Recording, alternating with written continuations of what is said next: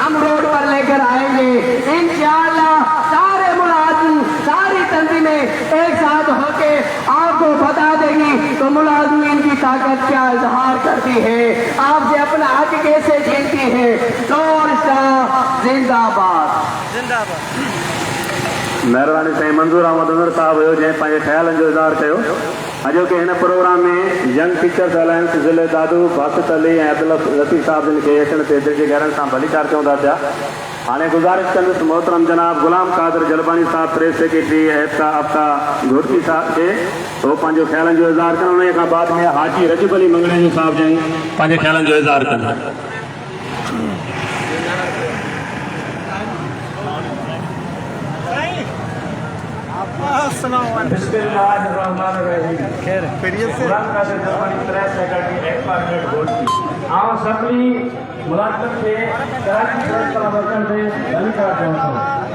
दोस्तों आज मेरा के जो मकसद गालाइंदो लिखी दे मुलाज़िमत जेके ज़ुल्म कया आहिनि जबर कया आहिनि घोटकी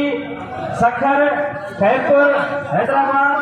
ऐं नंदकोट कश्मीर खां जेके बि सिंध गवर्नमेंट जा एम्प्लॉइज आहिनि उहे पेटे लिख वारा हुजनि या उहे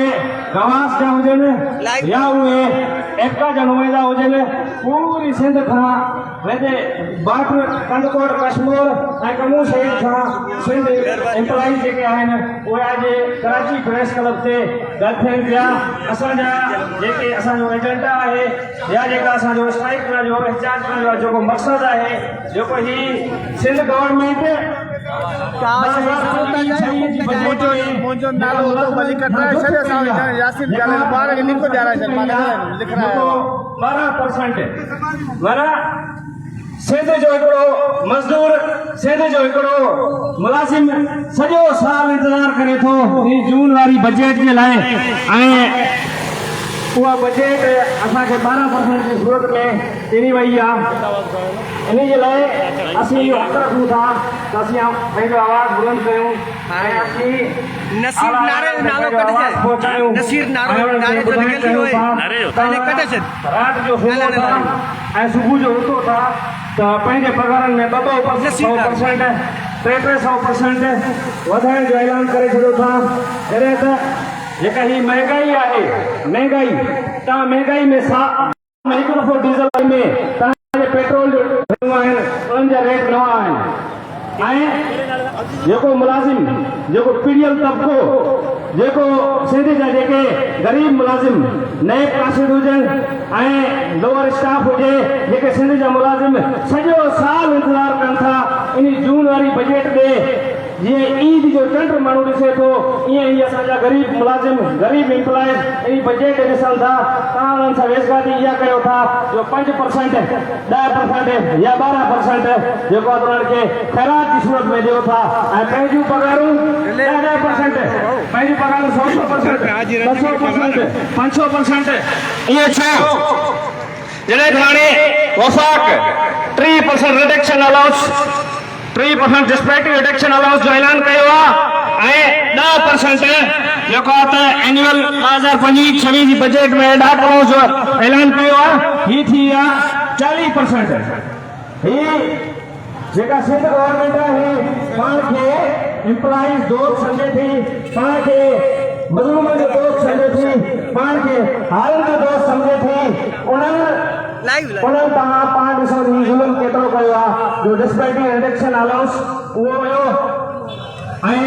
12% माना पहिरें 2 ग्रेड या 5 ॾह ग्रेड ताईं या 12 16 ग्रेड ताईं तव्हांजो हिसाब कयो खणी कंहिंजी पघार साल में 2500 वधे थी कंहिंजी 3000 वधे थी या 16 22 ग्रेड ते वेठी खणी त 5-7 लाख पघार मुश्किल वधे थी ऐं महांगाई जो तलाशो ॾिसो त मेहरबान साल में 500% महंगाई थी वई आहे। जेका शइ पोइ साल 2024 में 50 रुपए मिलंदी हुई अॼु 500 रुपए जी मिले थी ऐं तव्हां पघारनि में 12% वधायो था। एतिरो ज़ोर छो? इन जे करे असां CM सिंध सैयद मुराद अली शाह साहब ऐं चीफ सेक्रेटरी सिंध सैयद आसिफ हैदर शाह साहब ऐं सभिनी चूंडियल नुमाइंदनि खे इहा गुज़ारिश कयूं था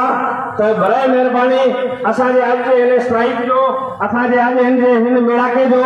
नोटिस वठो असां पूरी सिंध खां सफ़र करे इन तव्हांजी बजट खे रद्द करण लाइ अॼु हिते प्रेस क्लब गठिया आहियूं ऐं असां तव्हांजी ही बजट रद्द कयूं था महिरबानी करे असां सिंध जे पीड़ियल तबिके ते ऐं सिंध जे हिन ग़रीब हारनि ते ऐं सिंध जे हिन ग़रीब मुलाज़िमनि ते जेके सॼे साल में इन जून वारी बजट जो इंतज़ार कनि था महिरबानी करे हिन जे पघार में 50% जो ऐलान कयो 50% वफ़ाक़ जो ऐलान कयो ऐं जेको वफ़ाक़ डिस्पैरिटी अलाउंस रिडक्शन अलाउंस जो 3% जो ऐलान कयो आहे महिरबानी करे तव्हां बि अॼु मुलाज़िमनि खे हिते या ॾेई इहो लेटर हथ में ॾेई पोइ रवानो कयो न कि हमेशह जीअं तकलीफ़ करे तो रवानो कयो छो जो ही सिंध जा ग़रीब मुलाज़िम ही सिंध जा ग़रीब हारी नारी जॾहिं ही घोटकी ऐं कमु शहर खां कराची तरफ़ अचनि था पोइ तव्हां ते ही तो कराची खां लालता विझणु शुरू कंदा कराची खां